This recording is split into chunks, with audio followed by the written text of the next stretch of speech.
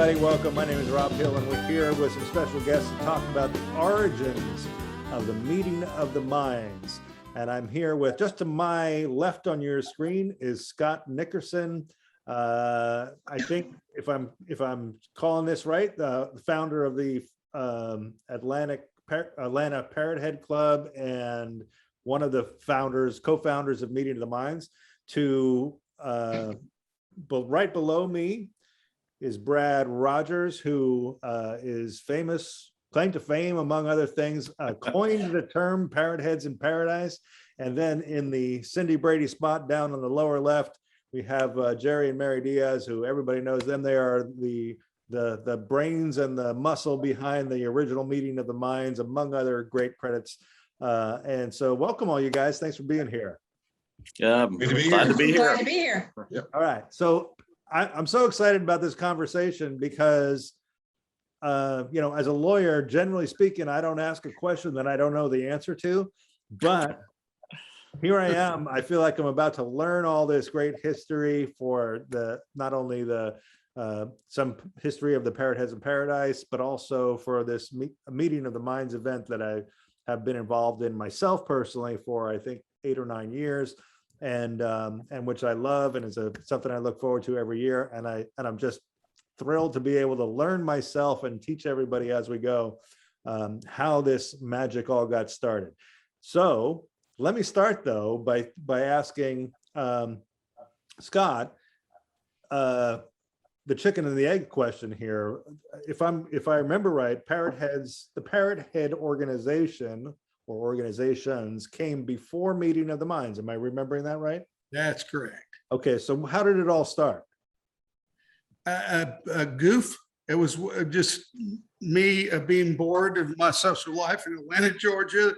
I wanted to do something good for community and still make new friends and do something positive. And I got this crazy idea to start a Parrot Head Club because I saw the old logo. I don't know if you guys remember the old parrot with the Hawaiian shirt on, mm-hmm. and I don't know what you call it, the brown hat on, and a cane in his wing. I don't know if you know the logo I'm talking about, but that was the original Jimmy Buffett's Parrot Head logo. That's where he got the whole idea of starting a real Parrot Head Club. And I thought it was so spontaneous. And I put this ad in Creative Loafing, and the ad was no bigger than my little finger. And we got so many calls on there, it was crazy. And then it was just a simple idea, but I knew to go to Jimmy's people before I did anything. And at that time, his original personal assistant was Sunshine Smith, and everybody was in Key West at that time. That's where the office was, above Margaritaville store. And I'm trying to make a long story short. Long story short, his two attorneys with it in Atlanta, and they met with me and had me sign my life away on a stack of papers about big to keep him from having any kind of a liability. That was the whole thing. He was willing to give us a lot of the ability to use the term Parrot Heads, even let us use his name on things. We had t-shirts and stuff like that. So if I can make a long story short, it sounds like if the elevator pitch history of the beginning of the Parrot Heads, this great organization that's raised tens of millions of dollars and hundreds of thousands of volunteer hours contributed, all started because Scott Nickerson was alone in his basement with not enough to do. You're right. That's absolutely the truth. That's the truth. And so that's the truth. Who of the other guests here were you first to connect with? Was it Brad or Jerry and Mary? Well, Brad was one of the early ones because he lived in Atlanta, and I did too. And that was 33 years ago. Okay. So Brad, he probably has better memory than I do about what was going on back in those days. And that's all you could do to think back in that case. But as far as Jerry's concerned, he started the first chapter after Atlanta Parrot Head Clubs. Yeah, we didn't know each other at all when No, it's just Scott phone started calls. this in Atlanta. Okay. That was back before email and all that stuff. But basically, it was all phone calls at that time. Okay. And so And my Brad- phone bill was outrageous back then because we didn't have cell phones. It was regular landline. Okay. And So it was- Brad, you responded to, you got your corded phone out and in response to Scott's ad and you called him up and said, I'm interested in this social club you've envisioned. Exactly. And I can't honestly remember if the first time I met him was at one of his little meetings in his apartment when you used to live with Alan Horn ages ago, or it might have been at Aunt Charlie's or one of the bars in Atlanta. I can't remember the first time, but it quickly, as word spread, it quickly became a good core group of members of the Atlanta Club that were all Jimmy Buffett fans, some casual fans, some diehard serious like myself. And at first it was just a social thing. And if I remember right, Scott, the Coconut Telegraph or Jimmy's people started asking you, what do we need to tell all these people that heard about your club and they're trying to start their own? They're asking us, and we don't know what to do. Go to Scott. So that's what they were saying. Well, you know what they did? They put my number in the Coconut Telegraph that went out to everybody, and I got more phone calls over a period of time. Yeah, I could remember. I got to tell you this story though. Sunshine Smith actually sent me $1,000 in cash in a FedEx envelope to pay Wow. for the phone, to help me with the phone Pay bill. for your long My distance phone phone. bills were more than $1,000. I never Oh my forget. I gosh. opened this envelope. It's big, business size. The big FedEx envelope. Nothing is in it but cash. Wow. Well, she told me she's sending me some money to offset my phone bill, and it was cash and nothing else in it. I think about that now, how crazy it was. Anybody could have found that, but this is one of the many crazy things that happened back So then. this is basically Scott, this is an idea you had in 92 or 98 before that. 89. So 89. 1989, you had an idea that went viral before anybody knew what that meant. Well, we knew what it meant, but we just know the basic. We want to have happy hours, what we call it, and do volunteer things in Atlanta. We didn't want to touch anybody's money because that was the early days. We didn't know what we're doing. I don't want to be responsible for taking money from anybody, but Okay. we had a whole group of people that were eager to go out with legitimate, nonprofits that needed volunteers. So we did all kinds of stuff. As a matter of fact, I found some photographs I've forgotten about. We did underwater Monopoly for, I don't remember what the charity was, but it was really cool. It was a tank that put in front of Good Old Days Mhm. on Roswell Road, a place that everybody went. And you put a belt on, a weight belt on, and sit in a chair, and this tank was, I don't know, 10 feet deep, something like that. And all this, Jerry and Mary, you guys started, was it the first other than, or one of the first other than the Atlanta? Was the first after Atlanta. The first after Atlanta, yeah. Was it? Yeah, the second club. The second, yeah. Galveston Bay, or what was? No, Southeast Texas. It was based in Beaumont, Okay. where we're at. So. And did you guys also in an underwater tank? No. No, we didn't do that. We started our club because we were doing beach cleanups already as a group of friends. who were all Buffett fans, you know, that we went to the concerts with. And there wasn't really tailgating back in those early days, 1990 or whatever, 1980s and 90s. Yeah. But we kind of started a group of friends. We started having tailgates at Astroworld because that was our big Jimmy Buffett concert venue at the time. And we were going to the beach cleanups, and they would always ask us, what organization are you with? What organization are you with? After many times of that happened, and we decided, look, we can do something. We can have some sort of club and do this. And we thought, well, you know, we're all Buffett fans, and he has his philanthropic ideas were right along with us, you know, so we thought that would be a good club to have. So Jerry contacted Coconut Telegraph, and they told him to contact Scott. All right. Scott was the only other club, and he already had bylaws. So that was Great. how that happened. So Yeah.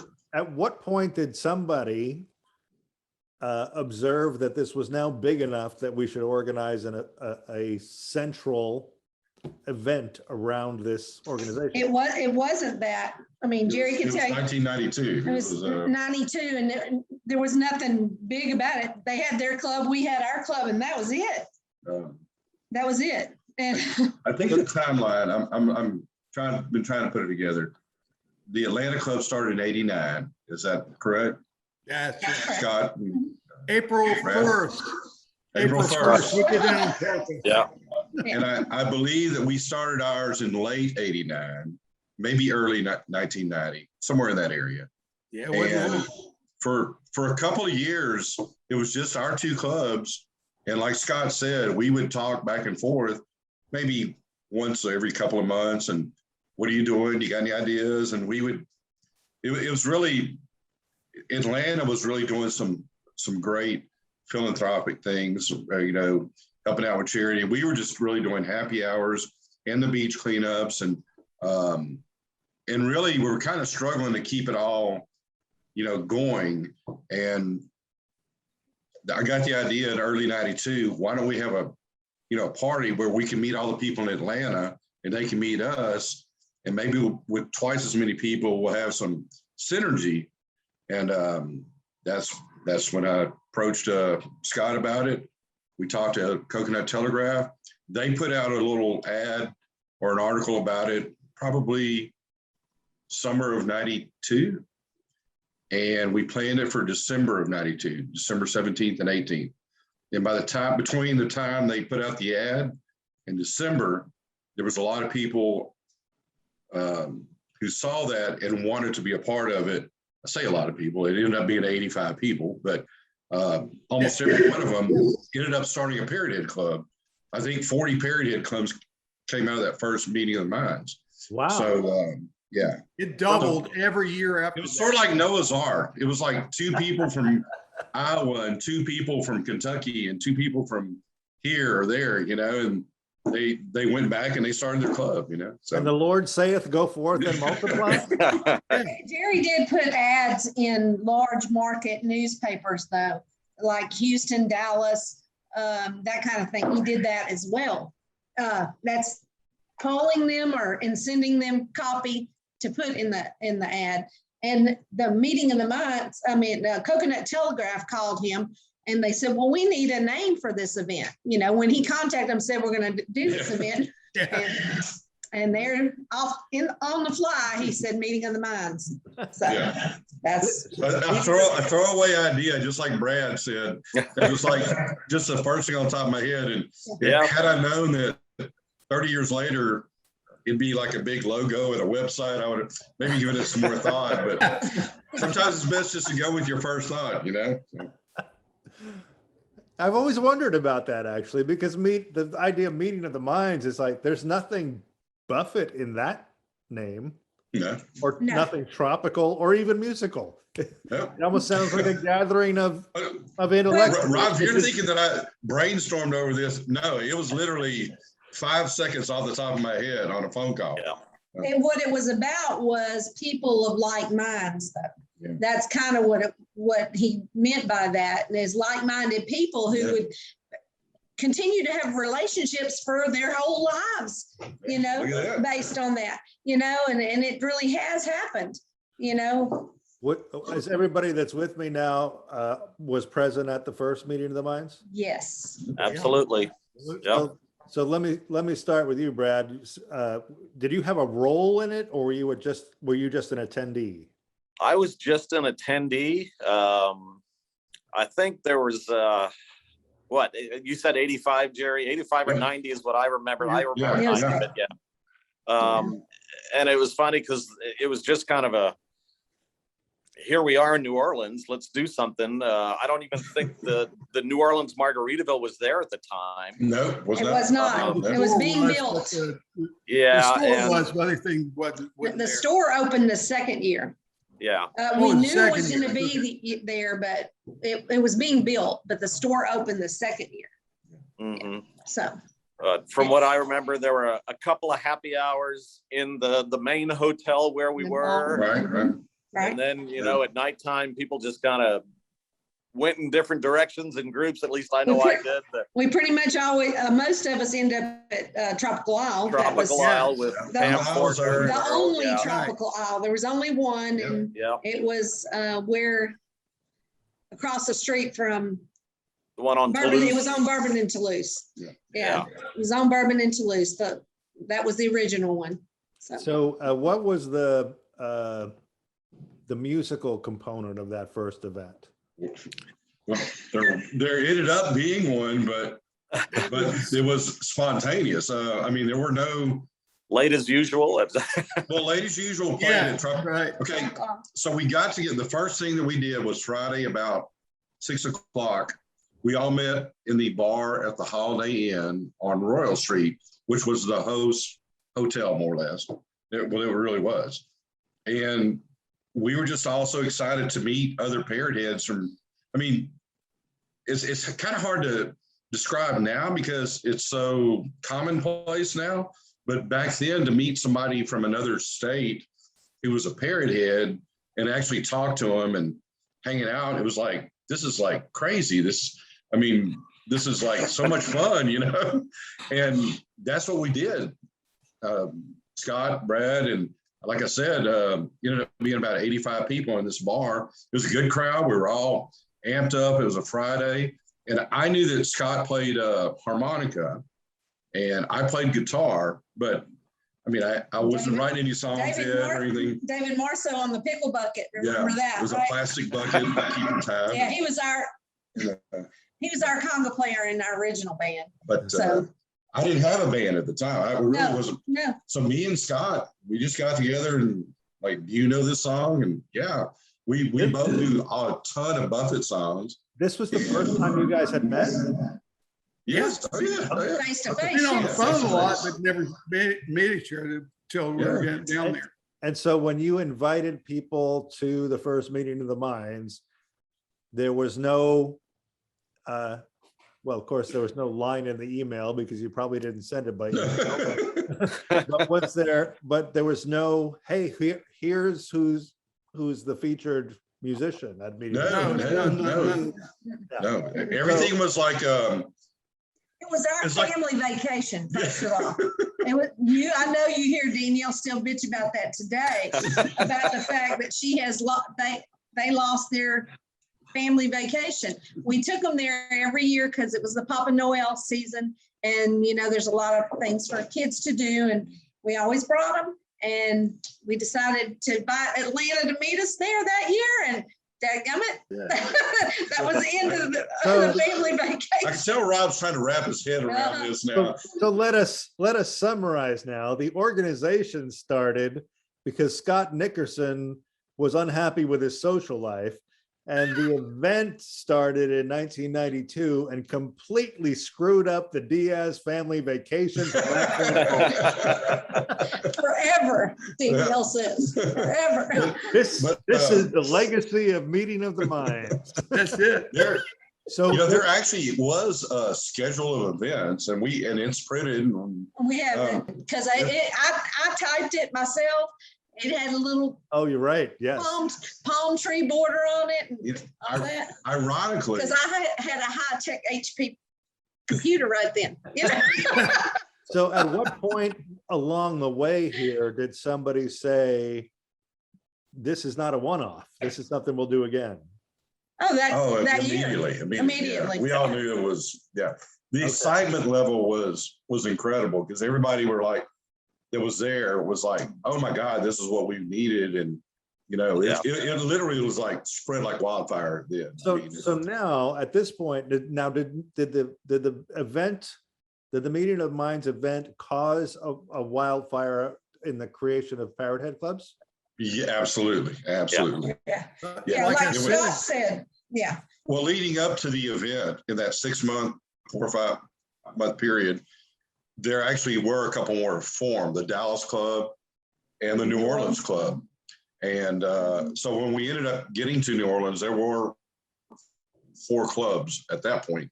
But then within 6 months, there were probably 40, I'd say. So And then within a year, there were like 60.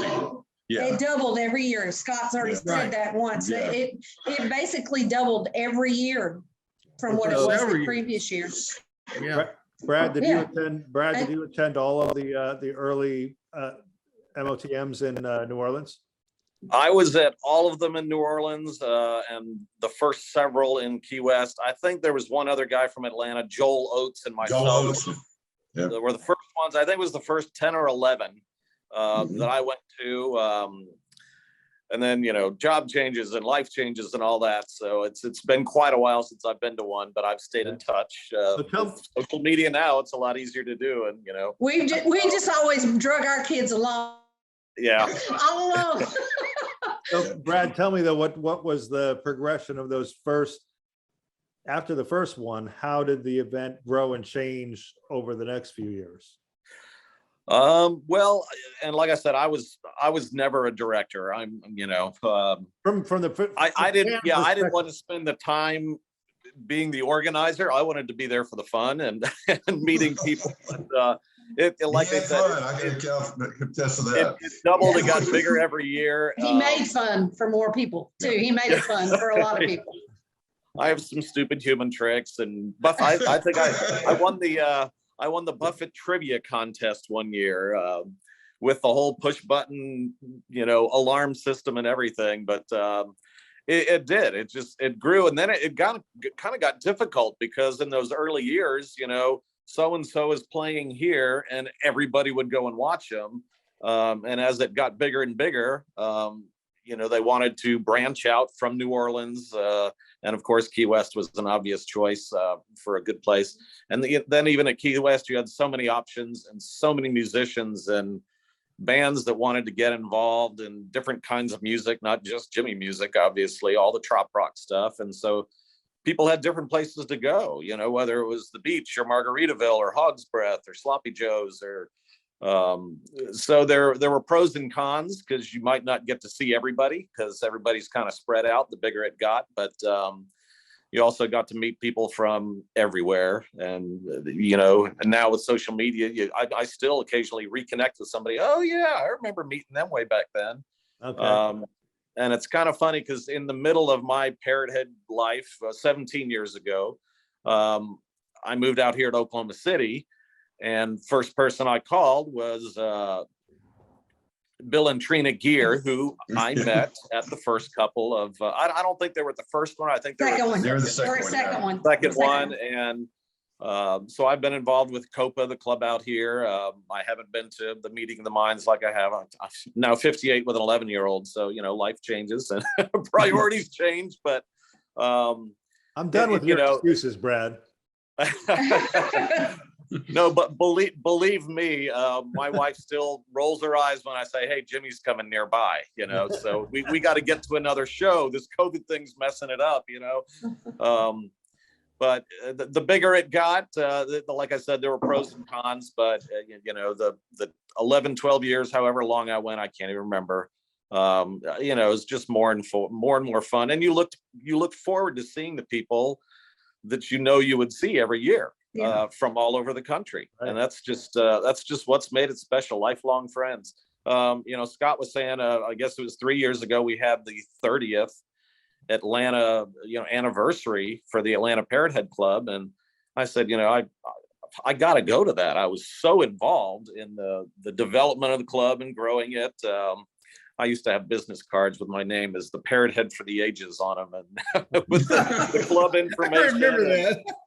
So yeah, I was kind of the unofficial marketer for the Atlanta club, but it was like I hadn't seen these people in Atlanta for years, and it was like I just been hanging out with them last weekend when we got there and saw everybody, and it was just that's what I guess Jimmy's music kind of. It's laid back, friendly people that love his music, and it adds to the special feeling of making new relationships and with people that think and feel the same way you do, and being able to see them every year at those old Meeting of the Minds. So I have a question that's probably mostly for Scott and Jerry.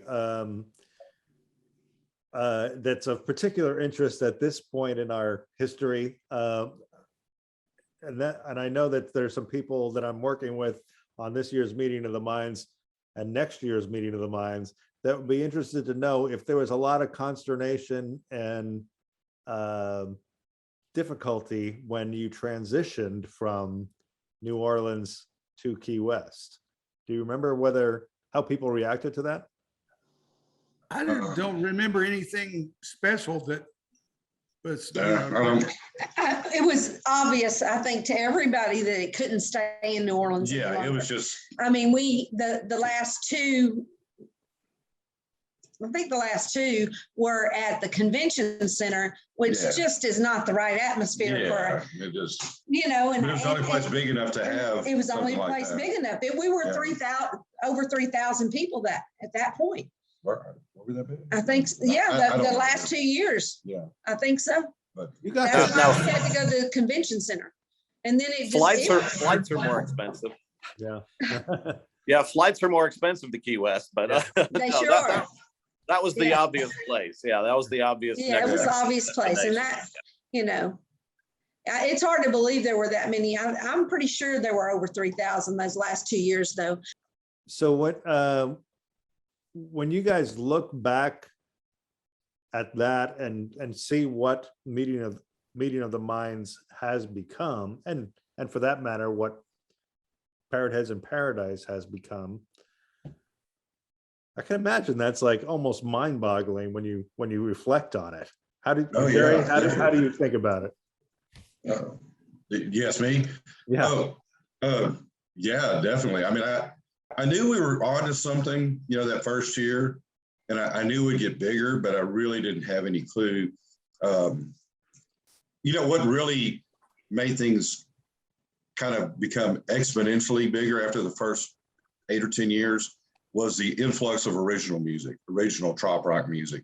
If it had just continued as just, a Buffett centric event, it probably wouldn't have gotten, it may not even be continued. I don't know. But the fact that there's so many other artists coming in now, and it seems like every year there's more and more, it's really grown into, another discussion for another time, but a trop rock event, not just a Buffett event. And I think that's what's going to sustain it. And that part, I had no idea. I had not written a song yet at that first Meeting of the Minds. And when I started writing songs and seeing other people who were doing original music, I kind of became hopeful. And then to see what it is now, it's very, very rewarding, put it that way. And Scott, I mean, this is probably true of Jerry and Mary to some extent, but more true of you is that this explosion of the significance of Meeting of the Minds and the I guess the meaningfulness of Meeting of the Minds to so many people in recent years anyway has been something that you just kind of watch from a distance because you haven't been like central to the growth, right? Is that fair to say? Well, yeah, for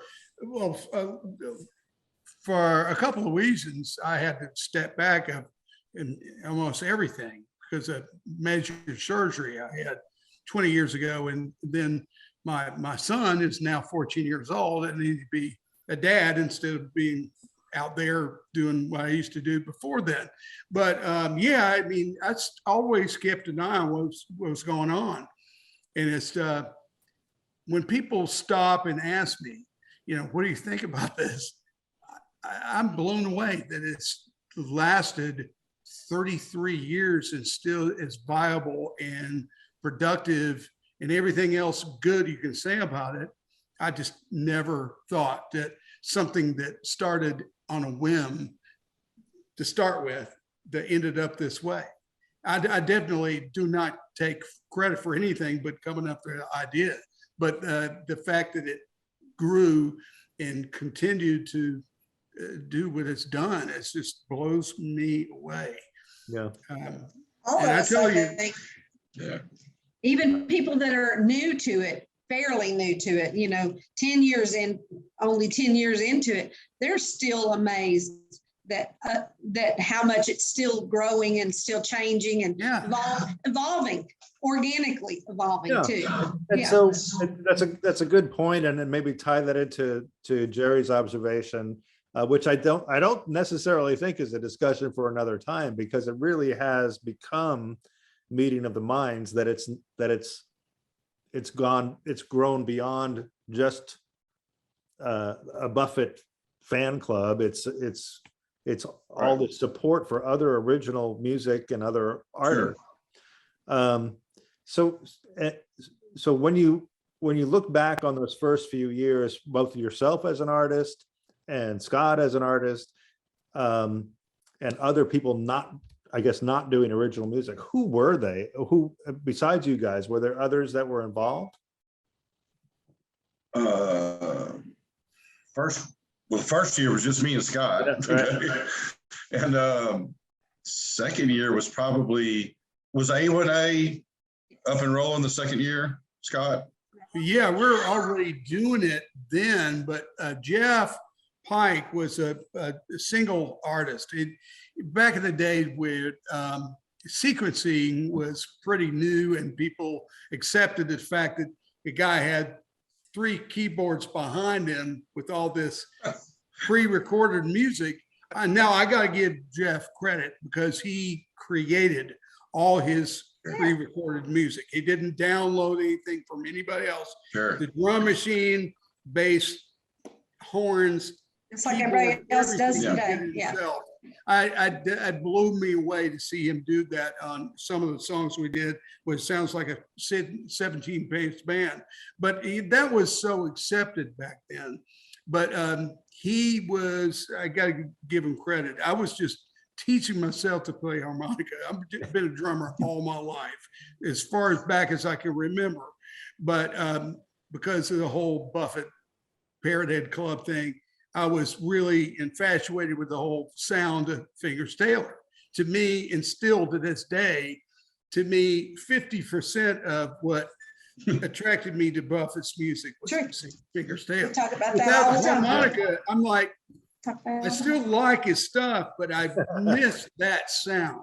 But All right. anyway, it inspired me to learn to play harmonica. And Jeff let me come on stage and play with him in the bars he played in Atlanta when I didn't know what I was doing. But he gave me the chance to go in there and learn by playing live. And then about a year later, I can't remember how long it was, but I'll say about a year, we decided to do he did so many Buffett songs. We actually got I can't remember the name of the bar. It was on Jimmy Carter Boulevard. And we booked ourselves as a Jimmy Buffett tribute show and played there the weekend. People were lined up down the front door, down the street to call me. Was it- That's Was it when we Checkers? decided to call ourselves A1A, the duo. Mhm. And I'm actually shocked that we were kind of the only game in town for about 8 years before it Yeah. changed. 8 years before Saint Somewhere came into the picture. Right. And then after that, then, Sonny Jim had been around as long as we had, or But long. he was in He was in Cayman. Cayman, yeah. Right, right. But when Yeah. he came back to the States, he was doing his own thing, but I still give him credit to be the first trop rock guy that did his own music. And I think if anybody I would give the Godfather trop rock award to, would be definitely Sonny Jim, because he was doing that stuff with, where it was a popular thing to do. Didn't he win an Academy Award? Yeah, he should. He's the nicest guy in the world too, but Or he anyway, was nominated. Yeah, he was nominated for an Academy Award. Yeah. yeah. I do remember some of the artists that were in New Orleans in the early days where it seems like Don Middlebrook might have been That's about right. the third year maybe. Yeah, that's right.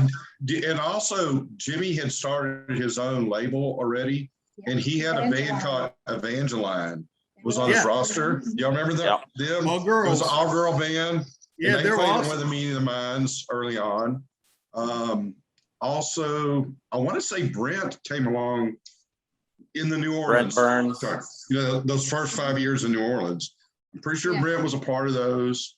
John Reno too, probably. I can't remember if John came along or not, but So these are people, the people that you're naming are now like, I guess, as legendary as you can be in the trop rock genre. The others Yeah. that would come to mind, Jim Morris, of course, is Of course, now, yeah. what was his entry point along the way here? you know, I think it was after New Orleans though. He was. I'm trying to he think was Key West. specifically of those first few years. A1A played every year. I'm pretty sure we played every year. Yeah, we did. But then I think Brent played, Don Middlebrook, Evangeline. God, I can't. Maybe Jim Hain even played. Okay. That's, I think Jim he Haynes did might at have some played. point. Yeah, in New Orleans. In New Orleans. pretty sure he did. Possibly Eric Stone? Maybe? No. No? I don't remember. There's surely there's And I don't records even think, somewhere, huh? I don't even think James did either. Rob, are there records somewhere of the early New Orleans? You're I asking me? wish. I mean, I thought you might have access to some huge database now that. I've got a box in the attic. I might be able to find. Yeah, something. why don't you do that, Brad? Look and see what you can find, because I've been digging through mine, and I mean, there's a lot of things that we have are from our Yeah. newsletter, because when we come back after Meeting of the Minds, be it New Orleans or even after moving to Key West, we would write in our newsletter to our club members, what happened, who played and what happened. And some of that information I'm getting from there, not stuff that I actually created here, But Sonny Jim did, I think, yeah, he played in New Orleans too. Did he? Maybe at the Toward very the end. end. Yeah. I was thinking, I did an interview a couple weeks ago with an artist named Claire Wright, who's a 26-year-old woman who is lovely and has all the elements of a hit maker. And I thought, and she's got a song called Airport Bar, which is this great song and a music video where she has a line in the song. It's all about all these people from different worlds meeting in the airport bar, where it's always 5 o'clock in the airport bar and everybody's friends at the airport bar. No judgment here. And there's a line in the song about the Margaritaville on the corner there. gate. Yeah. A couple gates down, there's a Margaritaville with $12 tequilas and a guy playing Jimmy Buffett songs on the guitar. He puts the Hey, last when dollar in the we bucket. were in Playa del Carmen when we flew into Cancun, the margarita at the Margaritaville bar, $34. No. No kidding. But, $34. crazy. We So- didn't have them. We didn't have him. I thought Finish that thought, Rob? my thought and listening to Claire, and I know that there's like in the Parrot Head world that there's, as you'd expect, you have the people that are traditionalists and want to listen mostly to Buffett, or the people that want to listen, even a traditionalist who wants to listen mostly to Sonny Jim or Jerry Diaz for that matter. And then there's other people that are looking for what's new, who's coming along.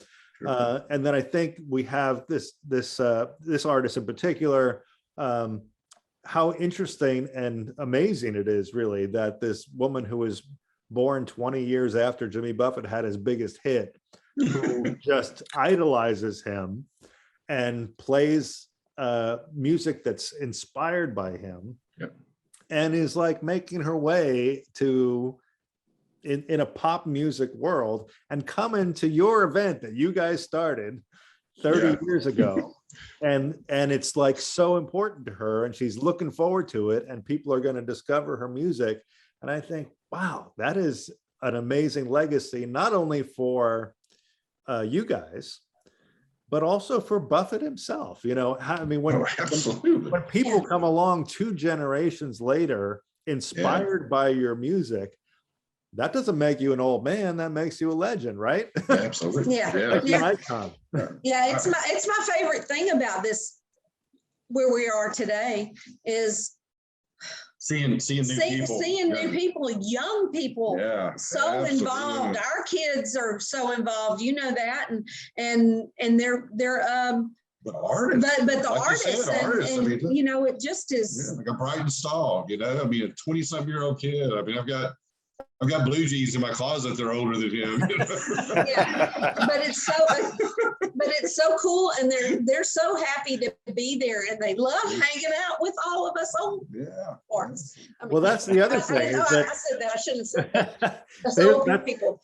But it's a good observation, even if inartfully expressed, is that here sometimes I know some of us older Parrot Heads will think, oh, you know, it's really frustrating that these kids are listening to this music today, and they, you know, it's fine, they have their own music, but they don't understand how cool this music is that we listen to, and the lifestyle. And it's like, and all of a sudden these artists like Claire and Brighton Stoll and you know, Isabella Stefania and these other artists, and Nico Moon, who's headlining this year's meeting of the Minds.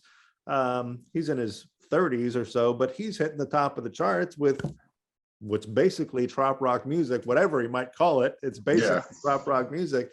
And to me, I think this kind of validates what we've been saying all along, doesn't it? Yeah, it really does. It does. Our People music. of like minds.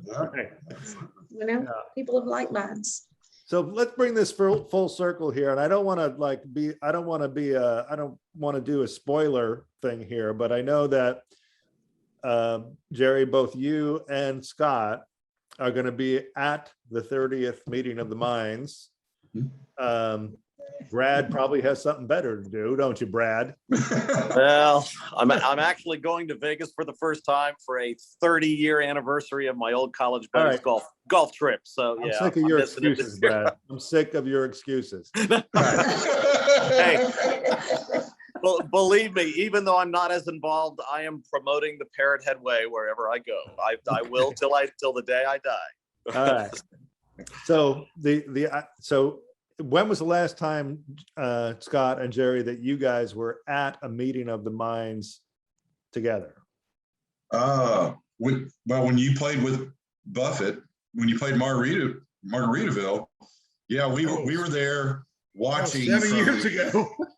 How long ago was that? 7 years. 7 years. Oh my God. Yeah, it was 2015. Was it that long ago?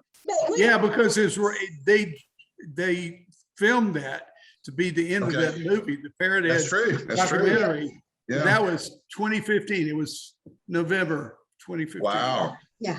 So like that was probably the last time that we were actually at Meeting of the Minds together. But we've been at other events together. In fact, he's playing drums with us in just a few weeks in Tulsa. Oh, cool. So, Brad, you can come there. Yeah, wait. I may be there. There's something for Brad to attend. All we're looking for is some opportunity for Brad to attend something. Yeah. Hey, have you guys been at every one? Have we been at every one? Yeah. Yes, we've been at every one. Everyone. Yeah. No, everyone, but the first one in Key West, we didn't go to. We didn't go to the first one. Okay. That's right. Yeah. The second one in Key West, we skipped 1 year, that first year in Key West. Because you were bitter. Because we couldn't really afford it. We had kids, and that was a big deal. That was a lot more money. It's you a big know. deal again. Yeah. Big deal. Yeah, and it's always been a big deal, but that was a big deal. We couldn't afford to do it. You know, Yeah. we had kids, and they didn't have kids yet. We were already raising ours. So yeah, it was. So like I said, I don't want to do a spoiler here, but Scott and Jerry, the plan is Jerry has the final set on the final day of what appears to be the final MOTM Right. at the Casa for sure, maybe in Key West altogether, the 30th, and on Sunday afternoon, which is actually open to the public because they stop checking your wristbands and your tickets on Saturday night. And Jerry's going to play on the right against you played there last year. You closed it out. Right. It's a gorgeous spot to play music. Right. Yes. Right there where the Atlantic meets the Gulf, and you'll be at the Casa. And this year, at least for that final song, you'll be joined by Mr. Scott Nickerson, Awesome. playing, I don't know, harmonica, bass guitar, drums, whatever it is you're going to play. Whatever you want to play. Well, like I Whatever said, you Jerry played with us wants. in Tulsa, so you'll know our stuff. But Yeah, you need to do one of the ones we did back in the day, just for. No, not just one of the ones. We're going to do the. I mean, You are going to end the 30th meeting of the minds musically the way the first meeting of the minds in New Orleans began. We are going to bring, now it may be up to Mary to remember what song that was, because you guys. I don't think any of us remember that. I can narrow it down to about, we're going to have to just We tried to do that. we're going to have to take artistic license there, Rob, because a little bit of I can narrow it down to about 4 songs that I know would have been one of the first 4 songs. And it'd either be Change the Latitudes or Pencil Thin Mustache or. What did I say about What not being a Margaritaville? spoiler? What did I say about not being no spoiler alert stuff? Okay. Maybe we'll edit that out later. Okay, but There you anyway, we still don't know what it was. So we have a couple of candidates, and between now and then, somebody from the Atlanta Parrot Head Club or the Southeast Texas Parrot Head Club who attended that first event is going to show up with a cane or a scooter and say, "I remember what it was. I'll tell you what that song was." It's funny. In reality, I don't know how many people from that first meeting of the minds I see with any regularity at any of the events anymore. Scott and Mary and I and Bill and Trina. Bill and Trina weren't the first one. Alan and Carolyn White White might be the only people that they're from Oklahoma. They're from Oklahoma. Yeah. But we might be able to find that list of the original 85 people. Say something, Scott, so you come up on the screen. Hello. All right, hold that up. There it is. Yeah. Wow. Okay, so And- look at that. You called it the first annual even before you knew there was going to be a second annual. We planned it to be an annual thing. It was already our annual Christmas vacation. Okay. That T-shirt, David Marceau, the guy who played the pickle bucket, he actually hand drew that, and we took it to the printer, and they did it. There you go. Let me thank you guys for being here. This has been a great discussion. I'm so thankful not only for you guys joining us here, but I know everybody's thankful for you guys being part of starting this incredible tradition that started out with Scott Nickerson just not having enough of a social life, and It was boredom. It was just boredom. It's funny that's how it started. And How old were you at the time, now it's Scott? evolved, and now it's evolved into an organization that has delivered tens of millions of dollars, I think, or at least millions of dollars in charitable contributions, as Yeah. well as countless volunteer hours, and just been such a force for good in the world that you guys have put together. Truly. And on top of that, the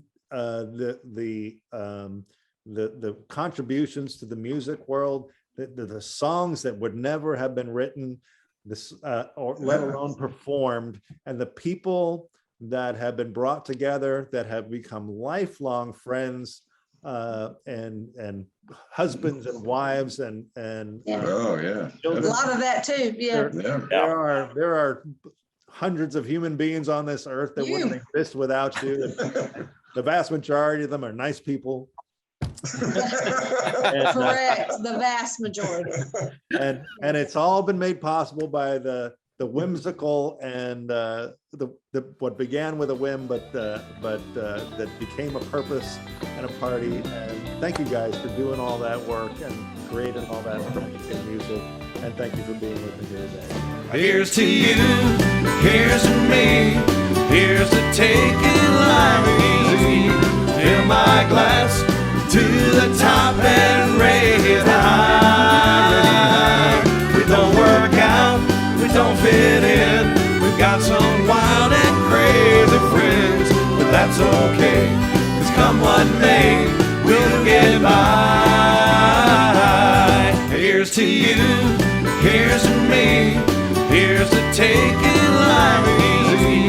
Fill my glass to the top and raise high.